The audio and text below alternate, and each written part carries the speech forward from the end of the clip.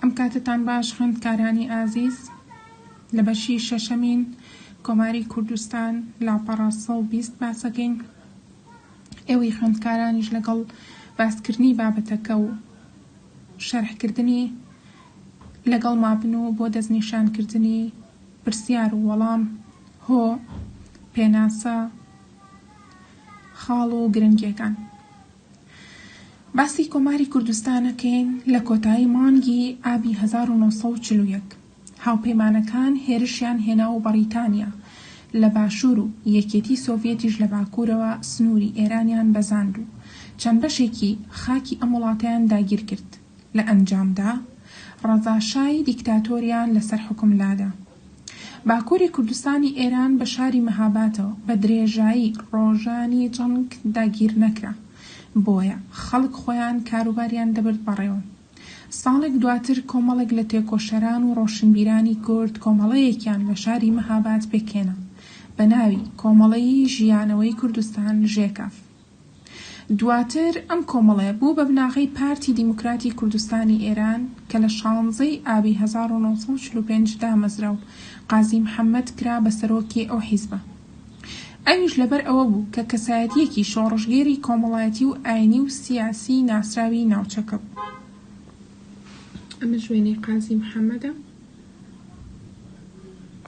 بەرزکردنەوەی ئاڵای کوردستان و دامەزراندنی حکوومەت.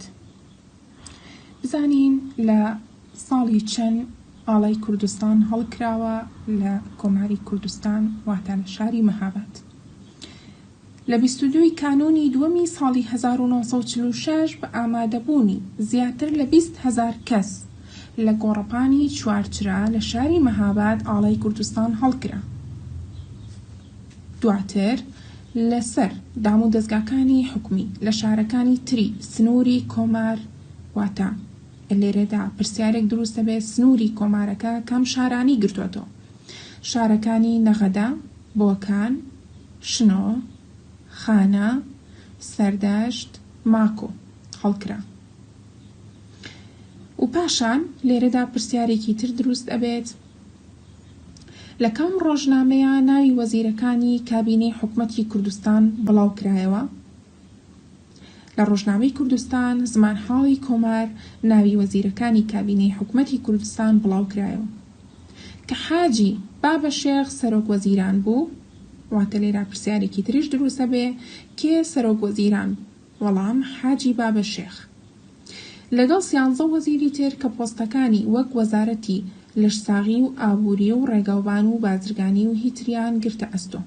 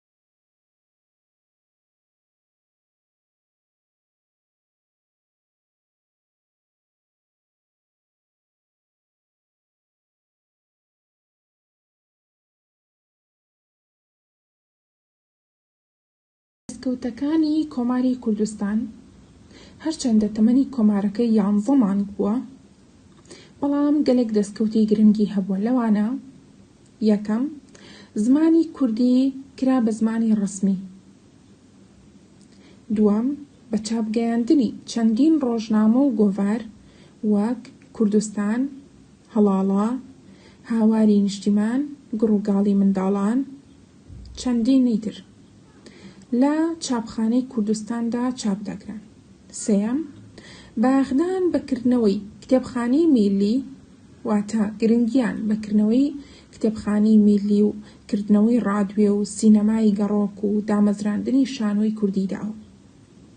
چوارەم دامەزراندنی سوپای میلی کوردستان و پاراستنی گیان و مافی هاوڵاتیان. پێنجەم بوار بۆ ئافرەتی ڕەخسا کە بەشداری بکە لە کاری ڕۆشنبیری و ڕامیاری، واتە هەلیان بۆ ئافرەتەکان ڕەخسانوە کە کار بکە لە زۆربەی بوارەکاندا. شەشەم، بەدەستهێنانی سربەخۆی و ڕزگاری نەتەوەیی بۆ گەلی کورد، هەرچەندە ئەمە بۆ ماوەیەکی کەم بوو. هەڵوەستی حکومەتی ئێران بەرامبەر بە کۆماری کوردستان بزانین چی بووە. کاتێک کۆماری کوردستان لە گەشەپێدانی بوارەکانی ڕامیاری و ژیانی ئابووری و کۆمەڵایەتی بەردەوام دەبێت، حکومەتی تاران بە چاوی گومان و دوژمنایەتیەوە تەماشای ئەو جۆرە گۆڕانکاریانە دەکات. بۆ لە ناوبردنی کۆماری کوردستان هەموو شێوازێک دەگرێتە بەر. ئەوە بوو لە 19 شوباتی ساڵی 1946دا حکومەتی تاران لەگەڵ حکومەتی سۆڤیەتدا ڕێککەوتن بۆ کشانەوەی هێزەکانی سۆڤیەت لە باکووری ئێران بەرامبەر بە بڕێک نەوتی ئێران. بەم شێوەیە حکومەتی تاران دەستواڵا بوو بۆ ئەوەی هێرش بکاتە سەر کۆماری کوردستان. لەم بەشەدا ڕاهێنانێکمان هەیە.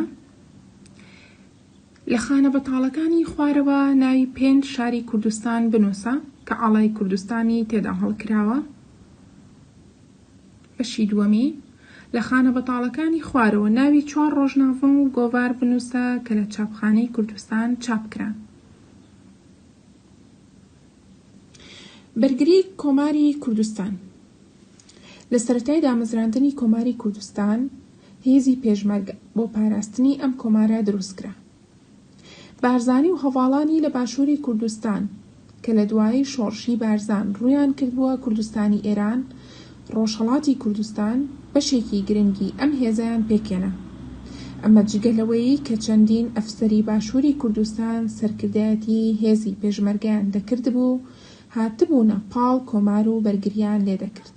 بەرگری شەڕ و پێکدادان لە نێوان هێزی پێشمەرگی کۆماری کوردستان و لەشکری ئێران لە زۆر ناوچەکانی کوردستان درێژەی هەبوو، بە تایبەتی لە بەرەی سەردەشت و سەقز و بانە. هێزی پێشمەرگە بە سەرکردایەتی بارزانی و هەواڵانی لە باشووری کوردستان بەرگریان لە کۆمار دەکرد و سەرکەوتنیان بەسەر لەشکری ئێران هێنا و تا 2 ڕۆژی ژیانی کۆماری کوردستان پێشمەرگە دەرفەتیان بە دوژمن نەدا لەم بەرەیە پێشڕەوی بکەن. ڕووخانی کۆماری کوردستان. هێزەکانی بەریتانیا هەروە ئەمریکا کە دواتر هاتبووە ئێران خوارووی ئێرانیان بەجێهێشت. لەشکری سۆڤیەتیش لە باکووری ئێران کشایەوە. بەمەش دەرفەت بۆ حکومەتی تاران ڕەقسا بۆ ئەوەی تەواوی هێزی سەربازی خۆی کۆبکاتەوە، هێرش بکاتە سەر هەردوو کۆماری ئازەربایجان و کوردستان.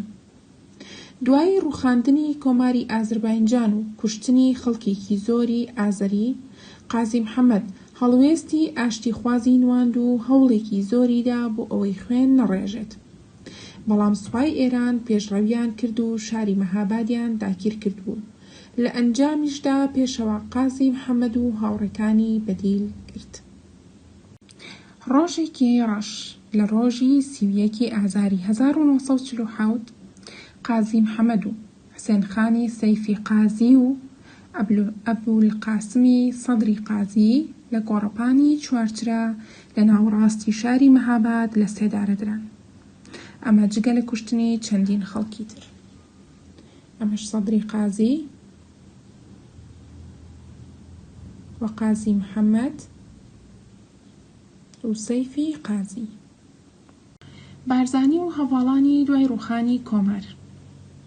دوای ڕووخانی کۆماری کوردستان، بارزانی و هەواڵانی لە باشووری کوردستان جارێکی تر لە بەرامبەر لەشکری ئێراندا چەند نەبەردێکی تریان تۆمار کردو. لە ئەنجامدا لە ژێر هێرش و پەلاماری سەختی لەشکری ئێراندا کشانەوە بۆ خاکی کوردستانی عێراق.